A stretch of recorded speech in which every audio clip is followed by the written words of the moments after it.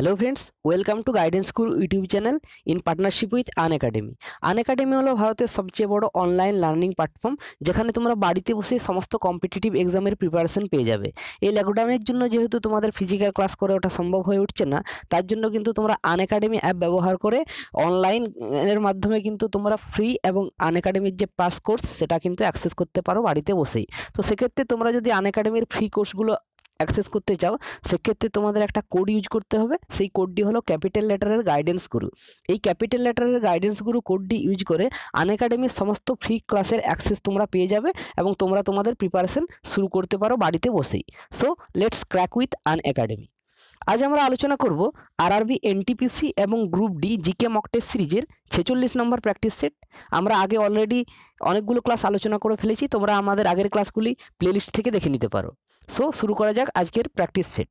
আজকের প্র্যাকটিস সেটের প্রথম কোশ্চেন হলো, কলকাতা মাদ্রাসা কে প্রতিষ্ঠা করেন? Who was the founder of Kolkata Madrasa? তোমরা যারা অ্যান্সারগুলো দিতে পারবে অবশ্যই কিন্তু তোমরা একটু কাইন্ডলি কমেন্ট বক্সে কমেন্ট করে অ্যান্সারগুলো একটু জানানোর চেষ্টা করো। তাহলে এখানে প্রশ্ন আছে আমাদের, কলকাতা মাদ্রাসা কে প্রতিষ্ঠা করেন? আমাদের সঠিক উত্তর হয়ে যাবে কলকাতা মাদ্রাসা প্রতিষ্ঠা করেছিলেন কিন্তু Warren Hasting. Option B is the correct answer. Warren Hasting Kolkata মাদ্রাসার প্রতিষ্ঠা করেছিলেন এবং ওয়ারেন হেস্টিংয়ের সময়কালটা ছিল 1772 থেকে 1785 এবং তিনি 1781 খ্রিস্টাব্দে এই কলকাতা মাদ্রাসাটি প্রতিষ্ঠা করেছিলেন। এবং এই কলকাতা মাদ্রাসাটাই ছিল ভারতে ব্রিটিশদের প্রতিষ্ঠিত প্রথম শিক্ষা প্রতিষ্ঠান, অর্থাৎ first educational institution established in India by British.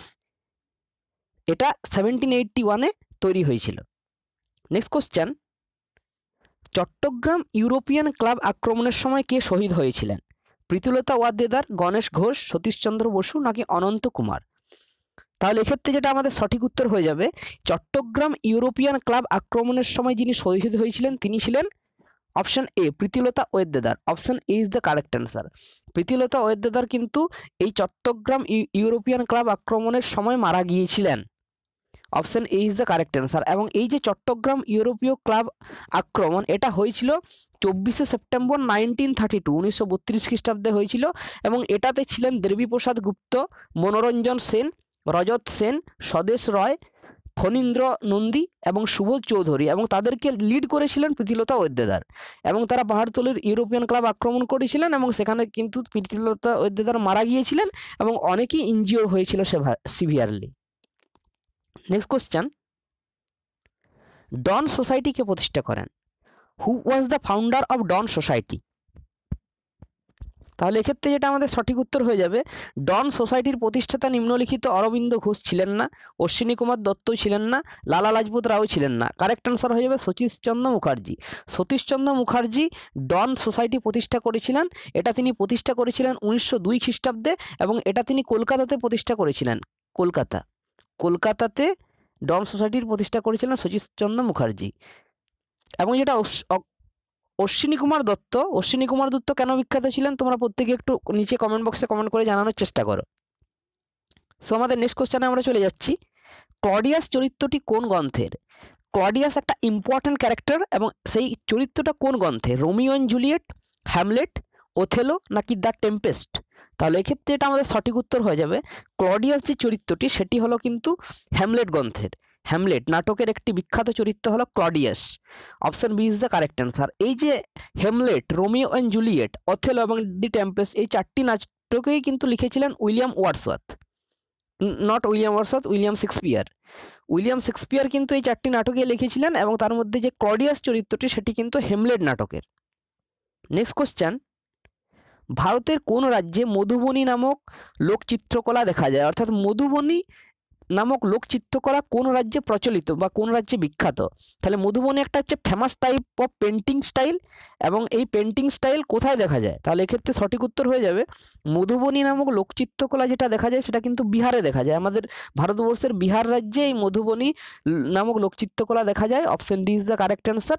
বিহারের প্রেজেন্ট গভর্নর হলেন ফাগু চৌহান এবং বিহারের প্রেজেন্ট চিফ মিনিস্টার হলেন নীতিশ কুমার, এবং নীতিশ কুমার এই নিয়ে 7বারের জন্য কিন্তু 7মবারের জন্য বিহারের মুখ্যমন্ত্রী হিসেবে শপথ গ্রহণ করলেন সম্প্রতি। নেক্সট কোশ্চেন, ব্রোচ বন্দর কোন নদীর তীরে অবস্থিত?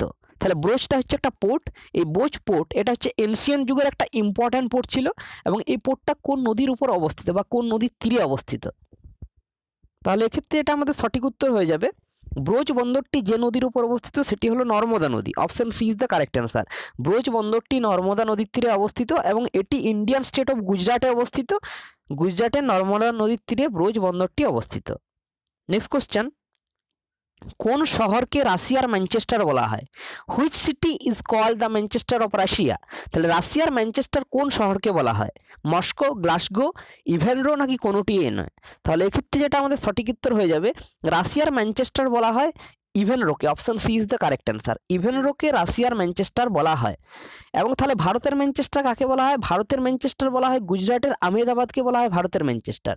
উত্তর ভারতের ম্যানচেস্টার কাকে বলা হয়? সেটা বলা হয় কানপুরকে উত্তর ভারতের ম্যানচেস্টার বলা হয়। এবং দক্ষিণ ভারতের ম্যানচেস্টার বলা হয় কোয়েম্বাটুরকে। এই তিনটে তোমরা অবশ্যই মনে রাখবে, আহমেদাবাদ, কোয়েম্বাটুর এবং কানপুর। এবং যেটা এখানে গ্লাসগো লেখা আছে, গ্লাসগো কিন্তু একটা ইম্পর্ট্যান্ট। কেন ইম্পর্ট্যান্ট? কারণ গ্লাসগো হচ্ছে একটা স্কটল্যান্ডের একটা শহর। স্কটল্যান্ডের একটা সবথেকে বড় শহর হচ্ছে গ্লাসগো। এবং ভারতের গ্লাসগো কাকে বলা হয়? ভারতের যে গ্লাসগো সেটা কিন্তু আমাদের যে হাওড়াটাকে ভারতের গ্লাসগো বলা হয়। নেক্সট কোশ্চেন, কোন দুটি বদ্বীপের মাঝখানে কোল্লার হ্রদ অবস্থিত? অর্থাৎ কোল্লার লেক বা কোল্লেরু লেক, এখানে কোলার লেখা আছে কিন্তু এটা কোল্লেরু বা কোল্লারও হবে, হ্রদ অবস্থিত। তাহলে এক্ষেত্রে এটা আমাদের সঠিক উত্তর হয়ে যাবে, যে দুটি বদ্বীপের মাঝখানে কোল্লেরু লেক অবস্থিত সেটা কিন্তু হয়ে যাবে আমাদের গোদাবরী এবং কৃষ্ণা।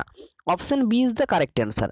গোদাবরী এবং কৃষ্ণা নদীর মধ্যবর্তী অঞ্চলে কিন্তু এই কোল্লেরু লেক অবস্থিত। Option B is the correct answer, Godavari এবং কৃষ্ণা। আমরা যদি একটু ম্যাপটা দেখি তাহলে আমরা দেখতে পাবো এই যে কোল্লেরু লেক এটা কিন্তু আমাদের অবস্থিত অন্ধ্রপ্রদেশে, এবং এই যে এই লেকটা এটা হচ্ছে এই পার্টটা, এই ছোট্ট পার্টটা, এবং এটা আমরা ক্লিয়ারলি দেখতে পাচ্ছি ম্যাপটা থেকে যে এটা কিন্তু গোদাবরী এবং কৃষ্ণা নদীর ঠিক মধ্যবর্তী অঞ্চলে এই কোল্লেরু লেকটা অবস্থিত, এবং এটি ভারতের অন্ধ্রপ্রদেশ স্টেটে অবস্থিত। নেক্সট কোশ্চেন, কোন পদার্থের উপস্থিতির জন্য রক্ত জমাট বাঁধে না? অর্থাৎ আমাদের মানব শরীরের যে রক্ত সেটা কিন্তু জমাট বাঁধে না কার জন্য? বিলিরুবিন, প্রথম বিন, ফাইব্রিনোজেন নাকি হেপারিন? তাহলে এক্ষেত্রে যেটা আমাদের সঠিক উত্তর হয়ে যাবে, যে পদার্থের উপস্থিতির জন্য আমাদের মানব শরীরে রক্তটা জমাট বাঁধে না সেটি হলো heparin. Option D is the correct answer. হেপারিনের জন্য কিন্তু আমাদের মানব শরীরের ভিতরে, অর্থাৎ মানব শরীরের ভিতরে যেগুলো আনএফেক্টেড সেল আছে সেই আনএফেক্টেড সেলে কিন্তু রক্তটা তঞ্চন হয় না বা রক্ত জমাট বাঁধে না, সেটা হেপারিনের জন্য। অনেক সময় হেপারিনকে অ্যান্টি প্রথমবিন বলা হয়, অ্যান্টি প্রথমবিন। তাহলে প্রথম বিনটা কিন্তু ঠিক হেপারিনের অপোজিট, অর্থাৎ প্রথম বিন যেটা, সেই প্রথম বিনটা পরবর্তীকালে ফাইব্রিনোজেনে কনভার্ট হয়ে যায়, এবং এই ফাইব্রিনোজেনটা কিন্তু রক্ত তঞ্চনে সহায়তা করে, রক্ত জমাট বাঁধতে সহায়তা করে ফাইব্রিনোজেন। তাহলে এক্ষেত্রে তোমরা মনে রাখবে যে হেপারিনের কাজটা হচ্ছে রক্তকে জমাট বাঁধতে না দেওয়া, আবার ফাইব্রিনোজেনের কাজটা ঠিক তার উল্টো, এটা রক্তকে তঞ্চনে বা জমাট বাঁধতে কিন্তু সহায়তা করে। নেক্সট কোশ্চেন, কুইক লাইম কি? Calcium oxide, calcium hydroxide, calcium carbonate, এগুলির কোনোটিই নয়। তাহলে এক্ষেত্রে তোমরা অনেকেই জানো হয়তো কুইক লাইম নামটার সাথে পরিচিত। কুইক লাইম হলো actually calcium oxide. Option A is the correct answer. Option A is the correct answer. এটি হলো ক্যালসিয়াম অক্সাইড, CaO। এটি কুইক লাইম নামে পরিচিত।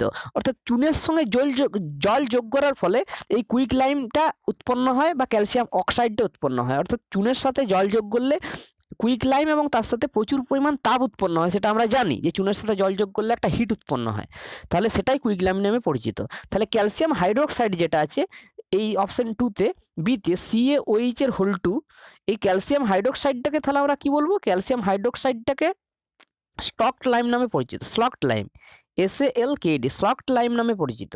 তাহলে কুইক লাইম হলো ক্যালসিয়াম অক্সাইড এবং স্লকড লাইম হলো ক্যালসিয়াম হাইড্রোক্সাইড। এই দুটো তোমরা গুলিয়ে ফেলো না, অবশ্যই মনে রাখবে। নেক্সট কোশ্চেন, পিতলের উপাদান কি কি? অর্থাৎ যে সমস্ত উপাদানগুলির সংমিশ্রণে পিতল গঠিত হয়েছে সেই সমস্ত উপাদানগুলি কি কি? বা পিতল হচ্ছে একটা ধাতু সংকর, কোন দুটি ধাতুর মিশ্রণের ফলে পিতল তৈরি হয়েছে? তাহলে এক্ষেত্রে আমাদের সঠিক উত্তর হয়ে যাবে, পিতল হলো তামা এবং দস্তার একটি সংকর ধাতু। তামা এবং দস্তা দুটি মিলে পিতল তৈরি হয়েছে, অর্থাৎ কপার এবং জিঙ্ক, এই কপার এবং জিঙ্ক একসাথে যোগ হয়ে পিতল তৈরি করেছে। কিন্তু যদি এখানে কোশ্চেন থাকতো তামা এবং টিনের সংমিশ্রণে কি তৈরি হয়, অর্থাৎ কপার এবং টিন, কপার এবং টিনের সংমিশ্রণে কিন্তু আমাদের তৈরি হয়েছে, সেটা ব্রোঞ্জ নামে পরিচিত, ব্রোঞ্জ। তাহলে এক্ষেত্রে তোমরা মনে রাখবে যে তামা এবং দস্তা সেটা পিতল, এবং তামা এবং টিন সেটা ব্রোঞ্জ নামে পরিচিত। এবং যদি আমরা তামা, দস্তা এবং টিন একসাথে মিক্সড করে দিই, তাহলে আরেকটা আমরা সংকর ধাতু পাবো। এই সংকর ধাতুটির নাম কি? যেটা তামা, দস্তা এবং টিনের সংমিশ্রণে গঠিত হয়েছে, সেটার নাম কিন্তু আমরা গান মেটাল বলবো, সেটাকে আমরা গান মেটাল বলবো, সেটা গান মেটাল নামে পরিচিত। নেক্সট কোশ্চেন, দৃশ্যমান বর্ণালীর মধ্যে কোনটির তরঙ্গ দৈর্ঘ্য সবচেয়ে বেশি? অর্থাৎ আমাদের যে দৃশ্যমান যে বর্ণালীর সৃষ্টি হয়, সেই বর্ণালীতে যে আলোর তরঙ্গ দৈর্ঘ্য বেশি, সব থেকে বেশি, সেই আলোটি কি? তাহলে এক্ষেত্রে আমাদের যেটা সঠিক উত্তর হয়ে যাবে, দৃশ্যমান বর্ণালীর মধ্যে সব থেকে বেশি তরঙ্গ দৈর্ঘ্য হবে লাল আলোর। Option D is the correct answer. লাল রঙের আলোর তরঙ্গ দৈর্ঘ্য সব থেকে বেশি, এবং সব থেকে তরঙ্গ দৈর্ঘ্য কম কিন্তু ভায়োলেট বা বেগুনি বর্ণের আলোর সব থেকে তরঙ্গ দৈর্ঘ্য কম।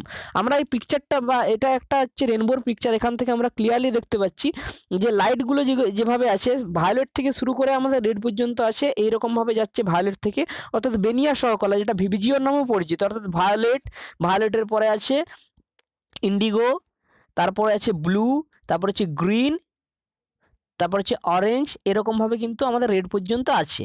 ঠিক আছে, তাদের মধ্যে আমরা যত এই সাইড থেকে এই সাইডে যাচ্ছি, ততই কিন্তু তরঙ্গ দৈর্ঘ্যটা ধীরে ধীরে বাড়ছে, সেটা আমরা পিকচারটা থেকেই বুঝতে পারছি। তাহলে সব থেকে ছোট তরঙ্গ দৈর্ঘ্য হয়ে যাবে আমাদের ভায়োলেট বা বেগুনি বর্ণের, এবং সব থেকে বড় তরঙ্গ দৈর্ঘ্য হয়ে যাবে আমাদের রেড বা লাল বর্ণের। নেক্সট কোশ্চেন, মাইক্রোরাইজা কাদের মধ্যে বাস করে? তাহলে মাইক্রোরাইজা এগুলো কাদের মধ্যে বাস করে? তোমরা প্রত্যেকে কোশ্চেনটার অ্যান্সারটা একটু দেওয়ার চেষ্টা করো প্রথমে নিজেরা। তাহলে এক্ষেত্রে যেটা আমাদের সঠিক উত্তর হয়ে যাবে, মাইক্রোরাইজা যেগুলো আছে সেগুলো কিন্তু বাস করে অর্কিডের মূলে এবং শৈবালে থাকে না, এগুলো প্রোটোজোয়া এবং উচ্চ শ্রেণীর গাছের মূলে থাকে না, ব্যাকটেরিয়া উচ্চ শ্রেণীর গাছের মূলে থাকে না, এটা কিন্তু ছত্রাক এবং উচ্চ শ্রেণীর গাছের মূলে থাকে। সুতরাং এটা ছত্রাক, বা যেটাকে বলে আমরা ফাঙ্গি বলি, সেই ফাঙ্গি এবং উচ্চ শ্রেণীর গাছের মূলে কিন্তু মাইক্রোরাইজাটা বাস করে।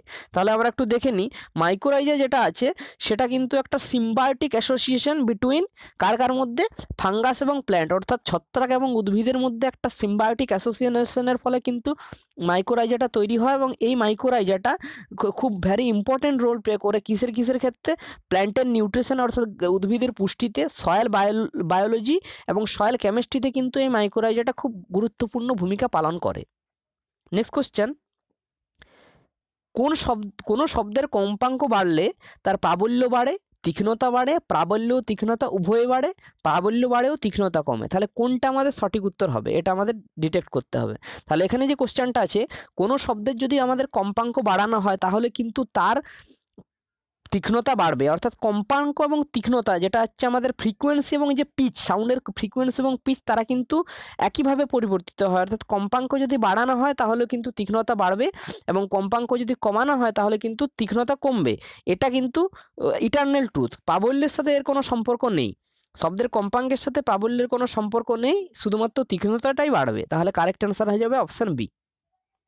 নেক্সট কোশ্চেন, তার আগে যাওয়ার আগে আমরা একটু বলে নিই যে আনএকাডেমি হলো ভারতের সবথেকে বড় অনলাইন প্ল্যাটফর্ম। এখানে তোমরা পেয়ে যাবে সমস্ত রকমের কম্পিটিটিভ এক্সাম, যেমন WBCS, Bengal TET, WBPSC clerkship, WBP অর্থাৎ West Bengal police, WBPSI West Bengal পুলিশের যে সাব ইন্সপেক্টর, এবং PSC মিসেলেনিয়াস অর্থাৎ ওয়েস্ট বেঙ্গলের যতগুলো কম্পিটিটিভ এক্সাম রয়েছে, তোমরা সমস্ত এক্সামের কিন্তু প্রিপারেশন কিন্তু বাড়ির মধ্যেই পেয়ে যাবে। এবং এই আনএকাডেমি অ্যাপের মাধ্যমে ঠিক সকাল 7টা থেকে রাত্রি 10টা অবধি কিন্তু মোর দেন 80 এডুকেটার্স, অর্থাৎ 80 জনেরও বেশি এডুকেটার্স কিন্তু তোমাদের লাইভ ক্লাস করান। সুতরাং তোমাদের কাছে একটা চয়েস অফ এডুকেটর কিন্তু থাকছে, অর্থাৎ তোমরা নিজেদের শিক্ষক বেছে নিতে পারো এবং তাদের ক্লাস থেকেই কিন্তু ক্লাসগুলো করতে পারো।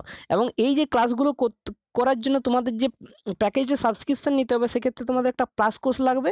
কিন্তু তোমরা যদি প্লাস কোর্স নাও, সাবস্ক্রিপশান নাও, সেক্ষেত্রেও কিন্তু তোমরা ফ্রি ক্লাসগুলো আনএকাডেমি অ্যাপে পেয়ে যাবে। সেক্ষেত্রে তোমরা গাইডেন্স গুরু ক্যাপিটাল লেটারের কোডটা ইউজ করতে পারো।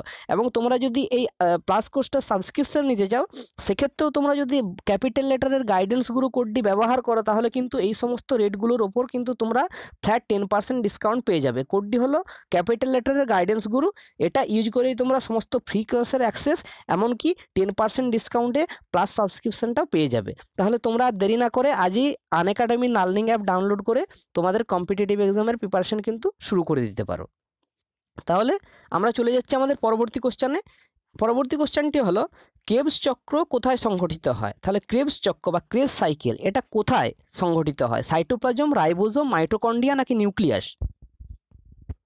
তাহলে এক্ষেত্রে যেটা আমাদের সঠিক উত্তর হয়ে যাবে ক্রেবস চক্র, সেটা কিন্তু সংঘটিত হয় আমাদের মাইটোকন্ড্রিয়াতে। Option C is the correct answer. অর্থাৎ এটি সাইটোপ্লাজমে হয় না, রাইবোজোমও হয় না, নিউক্লিয়াসেও হয় না, এটি মাইটোকন্ড্রিয়ার মধ্যে ক্রেবস সাইকেল বা ক্রেবস চক্রটা সংঘটিত হয়। এবং এই যে ক্রেবস সাইকেল এটাকে সাইট্রিক অ্যাসিড সাইকেলও বলা হয় এবং কোনো কোনো ক্ষেত্রে এটাকে টাইকার্বক্সিলিক অ্যাসিড সাইকেলও বলা হয়। ঠিক আছে, যেটা আমাদের মাইটোকন্ড্রিয়ার মধ্যেই হচ্ছে এবং এটাই হচ্ছে আমাদের যে মাইটোকন্ড্রিয়ার মধ্যে যে এটিপি ফর্মেশন হয় অর্থাৎ অ্যাডিনোসিন ট্রাইফসফেট বা এটিপি, সেই এটিপি ফর্মেশনে ক্রেবস চক্র একটি গুরুত্বপূর্ণ ভূমিকা পালন করছে বা এটিপি তৈরির এটা একটা প্রাথমিক স্টেপ বা প্রথম পর্যায়ে বলা চলে।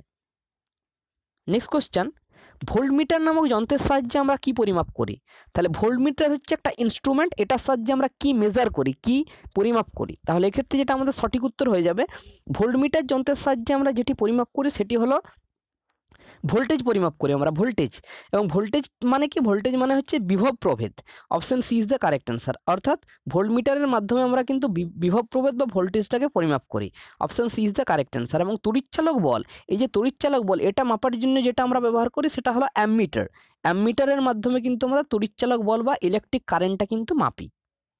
নেক্সট কোশ্চেন, কোন রাজ্য আশাকর্মীদের জন্য সম্প্রতি 57 কোটি টাকার অর্থ বরাদ্দ করেছে? তাহলে সম্প্রতি যে রাজ্যটি আশাকর্মীদের জন্য 57 কোটি টাকার অর্থ বরাদ্দ করেছে সেটি কোন রাজ্য? তাহলে এক্ষেত্রে যেটা আমাদের সঠিক উত্তর হয়ে যাবে সম্প্রতি কিন্তু মহারাষ্ট্র রাজ্য সরকার, অপশন বি, মহারাষ্ট্র রাজ্য সরকার আশাকর্মীদের জন্য 57 কোটি টাকার অর্থ বরাদ্দ করেছে। Option B is the correct answer. এবং মহারাষ্ট্রের যে স্বাস্থ্যমন্ত্রী যিনি আছেন বর্তমানে, রাজেশ তোপ, তিনিই কিন্তু এই অ্যানাউন্সমেন্টটা সম্প্রতি করেছেন যে সমস্ত আশাকর্মীদের জন্য 57 কোটি টাকার অর্থ বরাদ্দ করেছেন। এবং মহারাষ্ট্রের প্রেজেন্ট যে গভর্নর তিনি হলেন ভগৎ সিং কোশিয়ারি। ভগৎ সিং কোশিয়ারি হলেন প্রেজেন্ট মহারাষ্ট্রের গভর্নর এবং মহারাষ্ট্রের প্রেজেন্ট চিফ মিনিস্টার হলেন উদ্ধব ঠাকরে। উদ্ধব ঠাকরে। নেক্সট কোশ্চেন, অস্ট্রিয়ার মুদ্রার নাম কি? অর্থাৎ অস্ট্রিয়া হচ্ছে একটা কান্ট্রি, সেখানের মুদ্রার নাম কি? লিরা, ইউরো, পাউন্ড নাকি ডলার? তাহলে এক্ষেত্রে যেটা আমাদের সঠিক উত্তর হয়ে যাবে অস্ট্রিয়ার যে মুদ্রা সেটি কিন্তু ইউরো নামে পরিচিত। Option B is the correct answer. এটি যে অস্ট্রিয়া যেহেতু একটা ইউরোপিয়ান কান্ট্রি তার জন্য এর কারেন্সি কিন্তু ইউরো। এবং অস্ট্রিয়ার ক্যাপিটাল হলো ভিয়েনা। এবং ভিয়েনাতে কতকগুলো ইম্পর্ট্যান্ট ইন্টারন্যাশনাল অর্গানাইজেশনের হেডকোয়ার্টার্স আছে, তাদের মধ্যে যেমন United Nations Industrial Development Organization অর্থাৎ ইউএনআইডিও, এর হেডকোয়ার্টার্স অস্ট্রিয়ার ভিয়েনাতে অবস্থিত। ইন্টারন্যাশনাল অ্যাটমিক এনার্জি এজেন্সি, এর হেডকোয়ার্টার্স ভিয়েনাতে অবস্থিত। এবং Organization of Petroleum Exporting Country অর্থাৎ ওপেক, এর হেডকোয়ার্টার্সও কিন্তু ভিয়েনাতে অবস্থিত। তোমরা যদি এই ফ্রি পিডিএফগুলো পেতে চাও অবশ্যই আমাদের টেলিগ্রাম গ্রুপে জয়েন করো, সেখানে আমরা ফ্রি পিডিএফ কিন্তু প্রত্যেকটা ক্লাসের পর তোমাদের প্রোভাইড করে দেবো। Next question, world tsunami awareness day কোন দিন উদযাপন করা হয়? অর্থাৎ ওয়ার্ল্ড সুনামি অ্যাওয়ারনেস ডে আমরা প্রত্যেক বছর কোন দিন পালন করি? তাহলে এক্ষেত্রে যেটা আমাদের সঠিক উত্তর হয়ে যাবে ওয়ার্ল্ড সুনামি অ্যাওয়ারনেস ডে প্রত্যেক বছর আমরা নভেম্বর মাসে উদযাপন করি। এবং নভেম্বর মাসের 5 তারিখ অর্থাৎ 5 নভেম্বর, 5ই নভেম্বর কিন্তু প্রত্যেক বছরই আমরা ওয়ার্ল্ড সুনামি অ্যাওয়ারনেস ডে উদযাপন করি। Option C is the correct answer. Next question, দরিদ্র পরিবার ও পাবলিক অফিসগুলির জন্য কোন রাজ্য বিনামূল্যে ইন্টারনেট প্রদানের একটি প্রকল্প শুরু করেছে? তাহলে সম্প্রতি যে রাজ্য সরকার দরিদ্র পরিবার এবং পাবলিক অফিসগুলির জন্য সম্পূর্ণ বিনামূল্যে ইন্টারনেট প্রদানের একটি প্রকল্প শুরু করেছে সেটি কোন রাজ্য? তাহলে এক্ষেত্রে আমাদের কারেক্ট অ্যান্সার হয়ে যাবে Kerala. Option C is the correct answer. Kerala রাজ্য সরকার কিন্তু সম্প্রতি দরিদ্র পরিবার এবং পাবলিক অফিসগুলোর জন্য বিনামূল্যে ইন্টারনেট প্রদানের একটি প্রকল্প চালু করেছে। কেরালার প্রেজেন্ট চিফ মিনিস্টার হলেন পিনারাই বিজয়ন এবং প্রেজেন্ট গভর্নর হলেন আরিফ মোহাম্মদ খান। আরিফ মোহাম্মদ খান। নেক্সট কোশ্চেন, সম্প্রতি ফেসবুক কর্তৃপক্ষ কোন বিশ্ব ক্রীড়া সংঘের অফিসিয়াল পেজ বন্ধ করে দিয়েছে? তাহলে ফেসবুক হচ্ছে একটা ইন্টারন্যাশনাল সোশ্যাল নেটওয়ার্কিং সাইট, সেখানে সমস্ত ইন্টারন্যাশনাল অর্গানাইজেশনের একটা পেজ আছে। এবং সম্প্রতি কিন্তু ফেসবুক কর্তৃপক্ষ একটা বিশ্ব ক্রীড়া সংস্থার অফিসিয়াল পেজটিকে অফ করে দিয়েছে। তাহলে সেটি কোনটি? তাহলে এক্ষেত্রে আমাদের সঠিক উত্তর হয়ে যাবে সম্প্রতি কিন্তু ফেসবুক আইএসএসএফ অর্থাৎ international shooting sport federation, international shooting sports ফেডারেশনের যে অফিসিয়াল ফেসবুক পেজ সেটা কিন্তু ফেসবুক কর্তৃপক্ষ সম্প্রতি বন্ধ করে দিয়েছে। Option A is the correct answer. Next question, carat CARAT carat 2020 সামরিক অনুশীলন কোন দুটি দেশের মধ্যে সম্প্রতি সংঘটিত হলো? তাহলে সম্প্রতি একটি সামরিক অনুশীলন সংঘটিত হলো দুটি দেশের মধ্যে, যেটি ক্যারেট 2020 নামে পরিচিত। এই ক্যারেট 2020 কোন দুটি দেশের মধ্যে হলো? তাহলে এক্ষেত্রে যেটা আমাদের সঠিক উত্তর হবে ক্যারেট 2020 হলো বাংলাদেশ এবং আমেরিকা, অর্থাৎ অপশন ডি, বাংলাদেশ এবং আমেরিকার একটি সামরিক অভ্যাস এবং বা সামরিক অনুশীলন, এটি সম্প্রতি মানে সংঘটিত হলো। তাহলে ভারত এবং বাংলাদেশের মধ্যে যে সামরিক অভ্যাস সেটির নাম কি? ভারত এবং বাংলাদেশের মধ্যে যে সম্প্রীতি অভ্যাস সেটি কিন্তু সম্প্রীতি নামে পরিচিত, সেটি সম্প্রীতি নামে পরিচিত। এবং মৈত্রী বলে একটা মিলিটারি এক্সারসাইজ হয়, সেই মৈত্রী মিলিটারি এক্সারসাইজটা হচ্ছে ভারত এবং থাইল্যান্ড, অর্থাৎ ইন্ডিয়া এবং থাইল্যান্ডের মিলিটারি এক্সারসাইজটি হলো মৈত্রী। নেক্সট কোশ্চেন, নির্দেশমূলক নীতি কোন দেশের সংবিধান থেকে গ্রহণ করা হয়েছে? অর্থাৎ রাষ্ট্র পরিচালনার নির্দেশমূলক নীতি অর্থাৎ directive principle of state policy যেগুলো আছে আমাদের কনস্টিটিউশনে, সেগুলো কোন দেশ থেকে নেওয়া হয়েছে? তাহলে এক্ষেত্রে যেটা আমাদের সঠিক উত্তর হয়ে যাবে রাষ্ট্র পরিচালনামূলক নির্দেশমূলক নীতি যেগুলো আমরা গ্রহণ করেছি সেগুলো আমরা আয়ারল্যান্ড থেকে অ্যাডপ্ট করেছি। আইরিশ কনস্টিটিউশন বা আয়ারল্যান্ড থেকে আমরা এগুলো অ্যাডপ্ট করেছি, এবং আয়ারল্যান্ড এগুলো আবার অ্যাডপ্ট করেছে স্পেন থেকে। আয়ারল্যান্ড নিয়েছে স্পেন থেকে এবং আমরা নিয়েছি আয়ারল্যান্ড থেকে। এবং এটা আমাদের যেটা ভারতের যে সংবিধান সেটা পার্ট 4-এ আছে, পার্ট 4-এ। এবং আর্টিকেল যদি আমরা দেখি তাহলে আর্টিকেল 36 থেকে আর্টিকেল 51-র মধ্যবর্তী যে অংশ সেটাই কিন্তু ডাইরেক্টিভ প্রিন্সিপাল অফ স্টেট পলিসিগুলো সেখানে রয়েছে। নেক্সট কোশ্চেন, নলট্রাম কোন দেশের মুদ্রা? নলট্রাম, তাহলে নলট্রাম হলো একটা মুদ্রা, সেটা কোন দেশের? নেপাল, বাংলাদেশ, ভুটান নাকি পাকিস্তান? তাহলে এক্ষেত্রে যেটা আমাদের সঠিক উত্তর হয়ে যাবে নলট্রাম হলো কিন্তু ভুটানের মুদ্রা। Option C is the correct answer. ভুটানের মুদ্রা নলট্রাম নামে পরিচিত, এবং নলট্রামের যদি আমরা ভ্যালুটা দেখি তাহলে সেটা কিন্তু ইন্ডিয়ান রুপির সমান, অর্থাৎ 1 Indian rupee is equal to 1 নলট্রাম, অর্থাৎ এর দুটো কিন্তু ভ্যালু একই। প্রেজেন্ট ভুটানের প্রাইম মিনিস্টার আছেন লটে সেরিং হলেন প্রেজেন্ট ভুটানের প্রাইম মিনিস্টার। নেক্সট কোশ্চেন, প্রথম কে মারা যাওয়ার পর ভারতরত্ন পান? তাহলে ভারতরত্ন প্রথম কোন ব্যক্তি তার মারা যাওয়ার পর পান? তাহলে এক্ষেত্রে যেটা আমাদের সঠিক উত্তর হয়ে যাবে, তোমরা যারা পারবে অবশ্যই একটু কমেন্ট বক্সে অ্যান্সারগুলো একটু লিখে জানানোর চেষ্টা করো। তাহলে এক্ষেত্রে যেটা আমাদের সঠিক উত্তর হয়ে যাবে প্রথম যিনি মারা যাওয়ার পর ভারতরত্ন পান তিনি হলেন Lal Bahadur Shastri. Option C is the correct answer. সর্বপ্রথম লাল বাহাদুর শাস্ত্রী কিন্তু মারা যাওয়ার পর ভারতরত্ন পেয়েছিলেন, এবং তিনি এই যে ভারতরত্নটা পেয়েছিলেন 1966 সালে। 1966 সালে তাকে ভারতরত্ন দেওয়া হয়েছিল, এবং তার একটা বিখ্যাত বাণী হলো জয় জওয়ান জয় কিষান, অর্থাৎ তিনি কিন্তু কৃষকদের জন্য কিন্তু তীব্রভাবে লড়াই করে গিয়েছিলেন এবং লড়াইটা চালিয়ে গিয়েছিলেন। নেক্সট কোশ্চেন, ভারতের 14টি ব্যাংকের জাতীয়করণ কবে হয়েছিল? অর্থাৎ কবে বা কোন সালে ভারতের 14টি ব্যাংকের জাতীয়করণ বা ন্যাশনালাইজেশন হয়েছিল? তাহলে এক্ষেত্রে যেটা আমাদের সঠিক উত্তর হয়ে যাবে ভারতের 14টি ব্যাংকের জাতীয়করণ হয়েছিল 1969, অর্থাৎ 1969 খ্রিস্টাব্দে ভারতের 14টি ব্যাংকের জাতীয়করণ হয়েছিল, এবং এটা হয়েছিল 19শে জুলাই 1969-এ 14টি ব্যাংকের জাতীয়করণ হয়েছিল। এবং পরবর্তীকালে 1980 সালে আবার কিন্তু 6টি ব্যাংকের জাতীয়করণ হয়েছিল, এটাও মনে রাখবে। পরবর্তীকালে যেটা আছে second step of nationalisation, second phase, সেখানে কিন্তু 1980 সালে 6টি ব্যাংকের ন্যাশনালাইজেশন আরও করা হয়েছিল। নেক্সট কোশ্চেন, কোনো বিল মানি বিল কিনা সে বিষয়ে সিদ্ধান্ত নেন কে? তাহলে একটি বিল সেটি মানি বিল কি মানি বিল নয় তার সিদ্ধান্ত কার হাতে থাকে?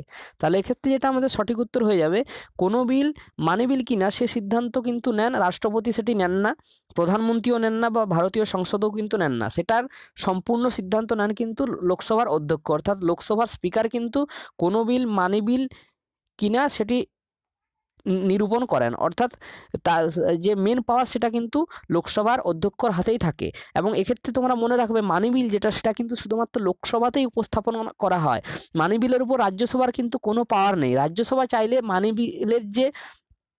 মানি বিলটাকে 14 দিন ডিলে করতে পারে তার অ্যাপ্রুভমেন্ট, কিন্তু বাকি আর কোনো কিন্তু তার পাওয়ার নেই।